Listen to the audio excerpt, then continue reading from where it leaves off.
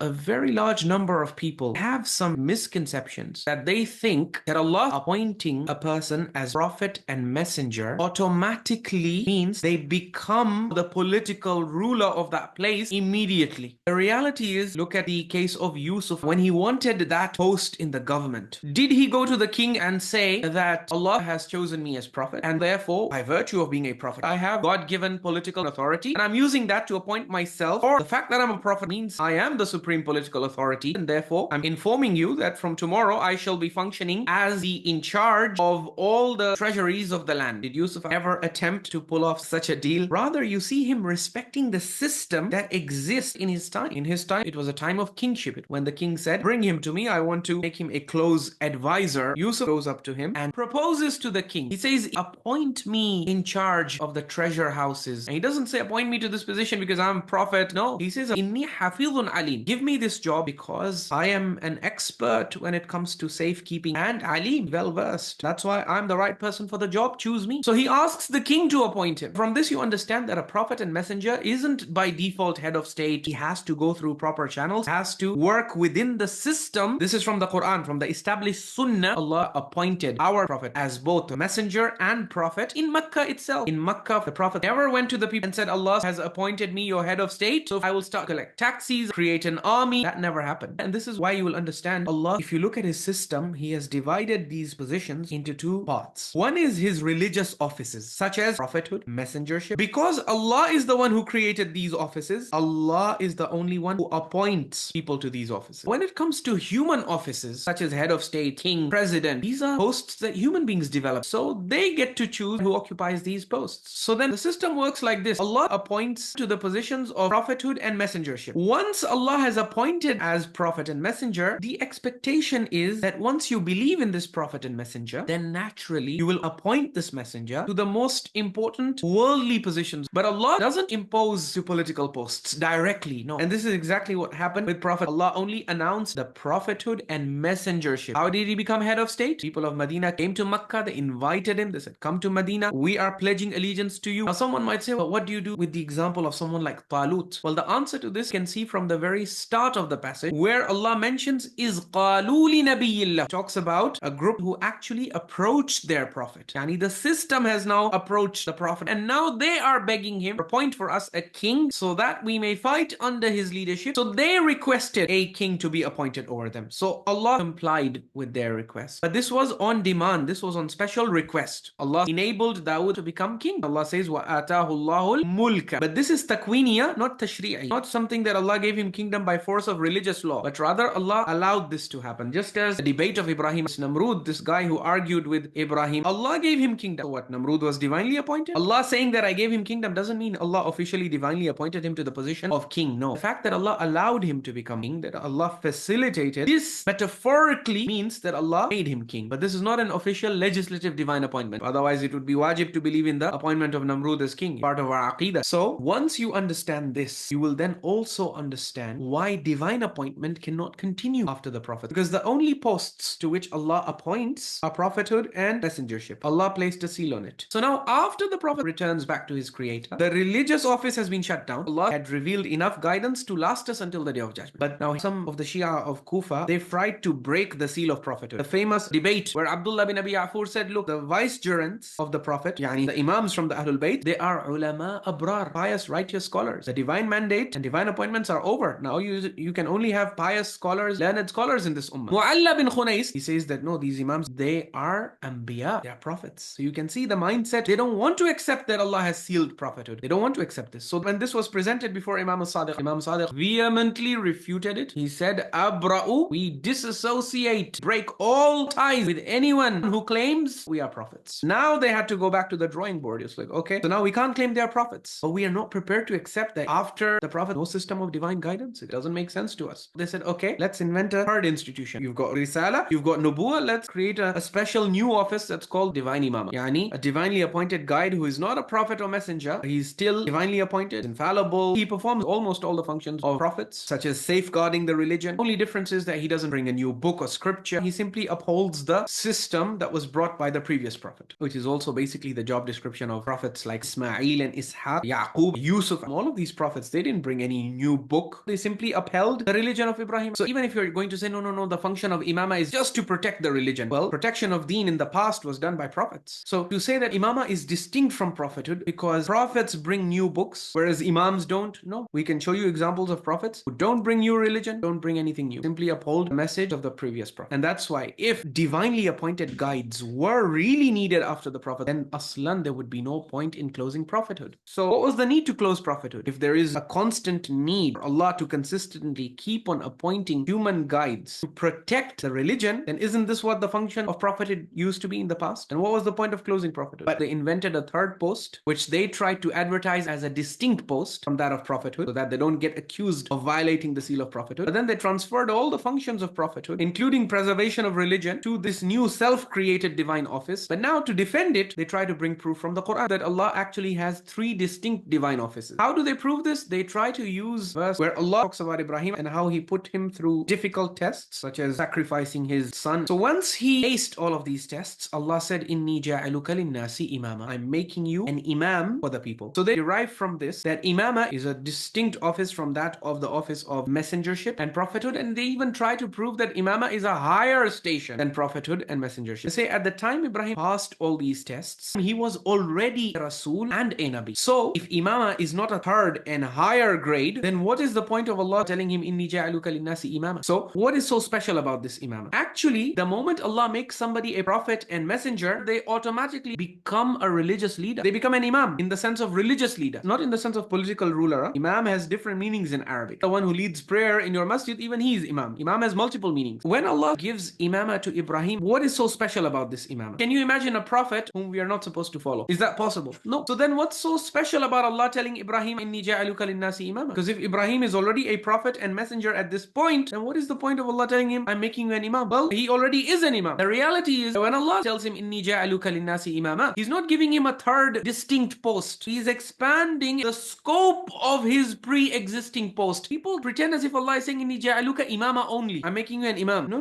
Allah is saying, Inni ja'aluka linnasi imama. I'm making you imam for all of humanity. I'm a local prophet. I'm making you an imam for all of humanity. So do you see how this answers the objection that many polemicists raise, which is they say that Ibrahim is already a prophet and Nabi. So what is so special if Allah is saying, I'm making you an imam, if the imamah he's been given is simply prophethood or nubuwah? No. What he's been given is that the scope of his prophethood and his religious leadership, which is his nubuwah and risala, is being expanded to include all of humanity. And this is a special distinction that the vast majority of prophets of God were not given. The vast majority of the prophets were community specific. Nuh came to Qawmi Nuh. The people of Hud were the Qawmi Ad. Hud is only sent to the people of Ad. The people of Thamud received Salih. Salih is only prophet for the people of Thamud. He is not a religious imam for the entire humanity. And that's why when it comes to defining our religion, Allah defines it as the millah of Ibrahim. Allah has made Ibrahim into the standard role model for all who came after him to follow, including our prophet who is instructed, and then we sent revelation to you, O prophet, telling you to follow the millah of Ibrahim. Jews and Christians say, convert to Judaism and Christianity, you will be rightly guided. Allah refutes them. Notice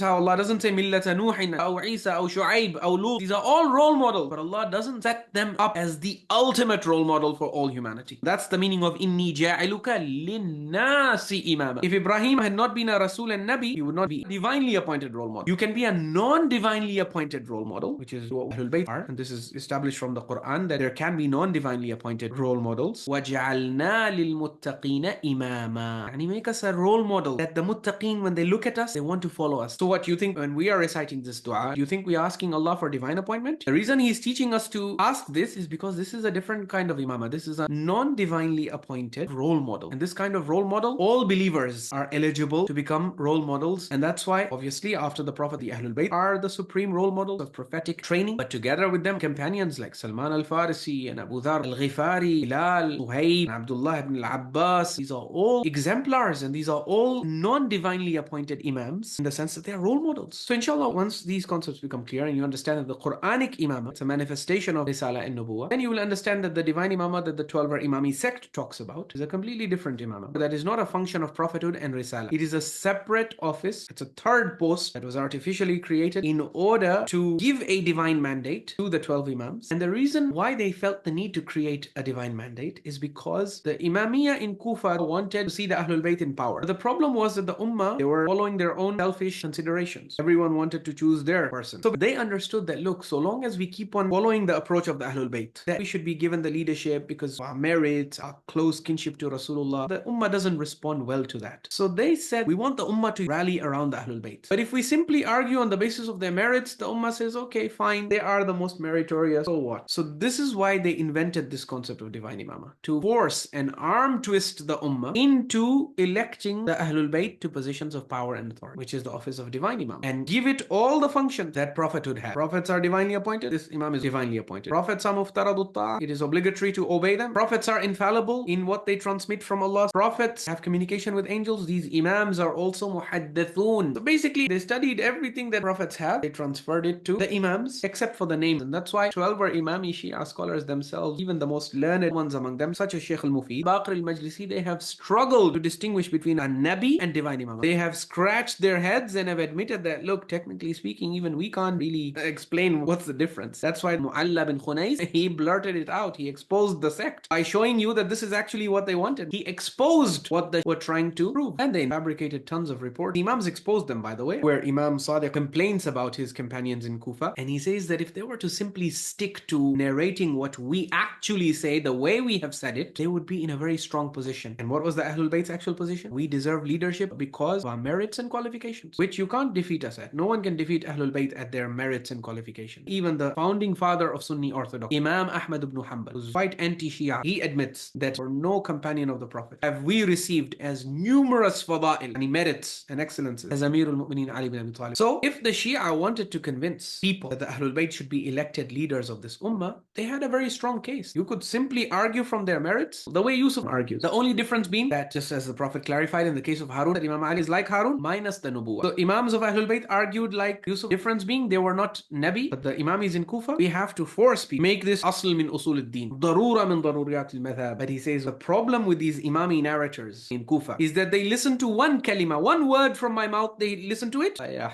إليها عشرة. So they add 10 of their own fabricated words. They add 10 to the one word that I have said. And they completely misrepresent what I've actually said. So this happened at all levels. You have narrations where I'm sure Imam al-Baqir uttered part of this hadith. Bunya al-Islamu ala khamsin. Islam is built on 5 pillars. Yes. The first 4 pillars, you will find those 4 pillars mentioned in the Quran. Of course, Imam al-Baqir would have mentioned those 4 things. But the 5th thing, wal-wilayah, by which they mean divine imamah. So this is basically what Imam Sadiq is referring to them. So here they heard a few words from Imam al-Baqir and look at what they added. Al-Wilaya, and then look at what they add after that. They say, وَلَمْ يُنَادَ بِشَيْءٍ كَمَا نُودِيَ بِالْوِلَايَةِ. The riwayah says in Al-Kafi, and it's putting this in the mouth of Imam al-Baqir, that na'udhu billah, he said that nothing in Islam was emphasized the way wilaya, the way divine imamah was. You tell me. After reading the Quran, the Imam said, what? Every hadith they attribute to us, compare against the Quran. Now go to the Quran and ask yourself, in the Quran, what is the most emphasized teaching? Is it Tawheed of Allah? Allah, is it wilaya? Clearly, this is a fabrication. This is factually inaccurate. Hasha lil Imam al-Baqir. It's beneath Imam al-Baqir alayhi salam to utter such falsehood. Sometimes you think, well, maybe they had sincere intentions, bichara. They just were too desperate to see the Imam in power. But once the Imams have already established that they don't transmit anything from their own pockets, but rather riwayat that they have received from Rasulullah. Once this is established, then you put words in the mouth of the Imam. When you lie against him, it opens the door for lies to then be attributed to the Prophet. And the Prophet, he said, Man kadhaba alayya muta'ammidan falyatabawwa maq'adahu minan nar. But alhamdulillah, the same Imams who were lied upon gave us the way out, and they said, Ittaqullah, fear Allah, wa la taqbalu alayna illa ma wafaqa kalama rabbina wa sunnata nabiyyina. They said, fear Allah and do not accept anything attributed to us that does not agree with the speech of our sustainer and the sunnah of our messenger. So the Imams also gave us the solution. Go back to the Quran. When you go back to the Quran, the worldview of the Quran is very clear. There are only 2 divine institutions, Nubuwwah and Risala. Worldly posts like kings, political rulers, these are human creations, so humans will choose. Risala and Nubuwwah is the divinely appointed religious post, so Allah fills it. But once prophethood and messengership comes to an end, then only merit can decide who should be chosen. And so on the basis of merit, Ahlul Bayt always argue that we are the most worthy of this post of Khilafah. The sectarian elements in Kufa, they saw that the Ummah was not too convinced, so they said, okay, let's up the game a little bit. So let's add one more element into the equation, which is the divine appointment. But by adding this, they only made the Ummah even more repulsed. That's why really, if we want to re-invite the Ummah back to the leadership of the Ahlul Bayt, their intellectual leadership, then yes, we fully support everyone who makes the case for the imama of the Ahlul Bayt on grounds of their merits and their superior fada'il. And we have tons of evidence.